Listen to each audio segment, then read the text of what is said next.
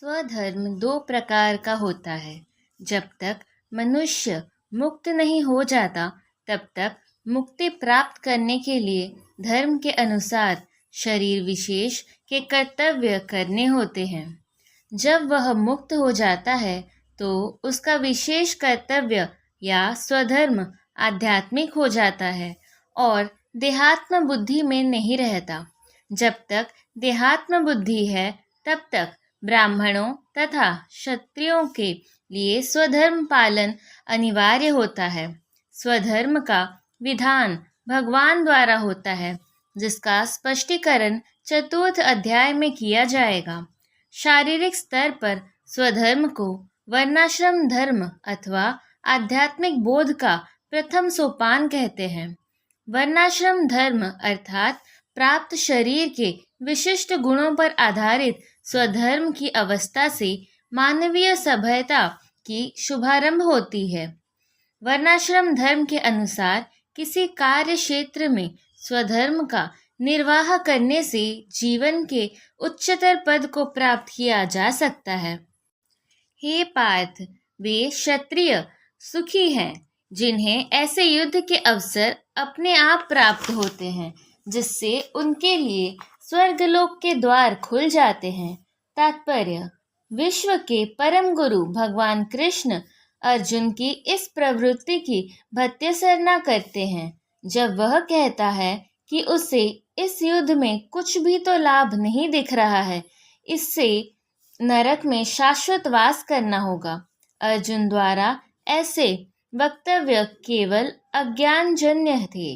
वह अपने स्वधर्म के आचरण में अहिंसक बनना चाह रहा था, किंतु एक क्षत्रिय के लिए युद्ध भूमि में स्थित होकर इस प्रकार अहिंसक बनना मूर्खों का दर्शन है।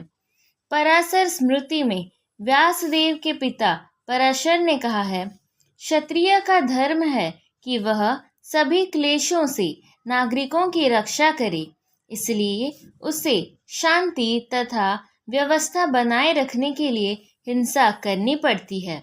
अतः उसे शत्रु राजाओं के सैनिकों को जीतकर धर्मपूर्वक संसार पर राज्य करना चाहिए। यदि सभी पक्षों पर विचार करें तो अर्जुन को युद्ध से विमुख होने का कोई कारण नहीं था। यदि वह शत्रुओं को जीतता है तो राज्य भोग करेगा, और यदि वह युद्ध भूमि में मरता है तो स्वर्ग को जाएगा, जिसके द्वार उसके लिए खुले हुए हैं। युद्ध करने से उसे दोनों ही तरह लाभ होगा।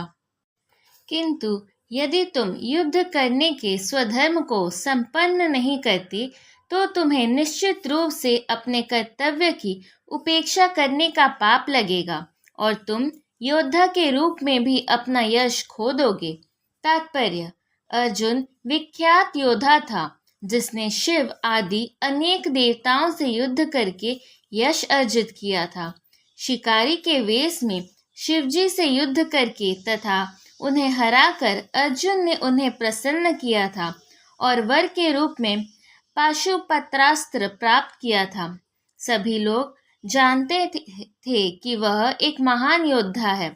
स्वयं द्रोणाचार्य ने उसे आशीष दिया था और एक विशेष अस्त्र प्रदान किया था, जिससे वह अपने गुरु का भी वध नहीं कर सकता था। इस प्रकार वह अपने धर्म पिता एवं स्वर्ग के राजा इंद्र समेत अनेक अधिकारियों से अनेक युद्धों के प्रमाण पत्र प्राप्त कर चुका था। किंतु यदि वह इस समय युद्ध का परित्याग करता है तो वह न केवल क्षत्रिय धर्म की उपेक्षा का दोषी होगा, अपितु उसके यश की भी हानि होगी और वह नरक जाने के लिए अपना मार्ग तैयार कर लेगा। दूसरे शब्दों में, वह युद्ध करने से नहीं अपितु युद्ध से पलायन करने से के कारण नरक का भागी होगा। लोग सदैव तुम्हारे अपयश का वर्णन करेंगे और सम्मानित व्यक्ति के लिए अपयश तो मृत्यु से भी बढ़कर है।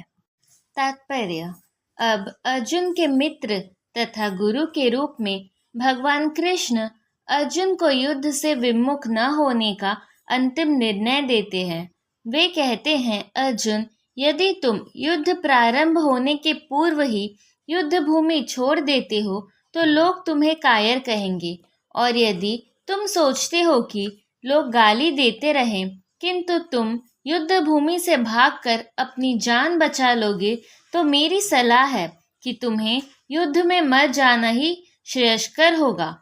तुम जैसे सम्माननीय व्यक्ति के लिए अपरकीर्ति मृत्यु से भी बुरी है, अतः तुम्हें प्राण भय से भागना नहीं चाहिए। युद्ध में मर जाना ही श्रेयस्कर होगा। इससे तुम मेरी मित्रता का दुरुपयोग करने तथा समाज में अपनी प्रतिष्ठा खोने के अपयश से बच जाओगे। अतः अर्जुन के लिए भगवान का अंतिम निर्णय था कि वह संग्राम से पलायन न करे, अपितु युद्ध में मरे। जिन जिन महान योद्धाओं ने तुम्हारे नाम तथा यश को सम्मान दिया है, वे सोचेंगे कि तुमने डर के मारे युद्ध भूमि छोड़ दी है, और इस तरह वे तुम्हें तुच्छ मानेंगे। तात्पर्य: भगवान कृष्ण अर्जुन को अपना निर्णय सुना रहे हैं। तुम यह मत सोचो कि दुर्योधन, कर्ण तथा अन्य समकालीन महारथी यह सोचेंगे कि तुमने अपने भाइयों तथा पितामह पर दया करके युद्ध भूमि छोड़ी है। वे तो यही सोचेंगे कि तुमने अपने प्राणों के भय से युद्ध भूमि छोड़ी है। इस प्रकार उनकी दृष्टि में तुम्हारे प्रति जो सम्मान है वह धूल में मिल जाएगा। तुम्हारे शत्रु अनेक प्रकार के कटु शब्दों से तुम्हारा वर्णन करेंगे और तुम्हारी सामर्थ्य का उपहास करेंगे। तुम्हारे लिए इससे दुखदाई और क्या हो सकता है। तात्पर्य: प्रारंभ में ही भगवान कृष्ण को अर्जुन के अयाचित दया भाव पर आश्चर्य हुआ था और उन्होंने इस दया भाव को अन्योचित बताया था। अब उन्होंने विस्तार से अर्जुन के तथाकथित दया भाव के विरुद्ध कहे गए अपने वचनों को सिद्ध कर दिया है। हे कुंती पुत्र, तुम यदि युद्ध में मारे जाओगे तो स्वर्ग प्राप्त करोगे, या यदि तुम जीत जाओगे तो पृथ्वी के साम्राज्य का भोग करोगे। अतः दृढ़ संकल्प करके खड़े हो और युद्ध करो। तात्पर्य: यद्यपि अर्जुन के पक्ष में विजय निश्चित न थी, फिर भी उसे युद्ध करना था, क्योंकि यदि वह युद्ध में मारा भी गया तो वह स्वर्गलोक ही जाएगा। तुम सुख या दुख, हानि या लाभ, विजय या पराजय का विचार किए बिना युद्ध के लिए युद्ध करो। ऐसा करने पर तुम्हें कोई पाप नहीं लगेगा। तात्पर्य: अब भगवान कृष्ण प्रत्यक्ष रूप से कहते हैं कि अर्जुन को युद्ध के लिए युद्ध करना चाहिए, क्योंकि यह उनकी इच्छा है। कृष्ण भावनामृत के कार्यों में सुख या दुख, हानि या लाभ, जय या पराजय को कोई महत्व नहीं दिया जाता।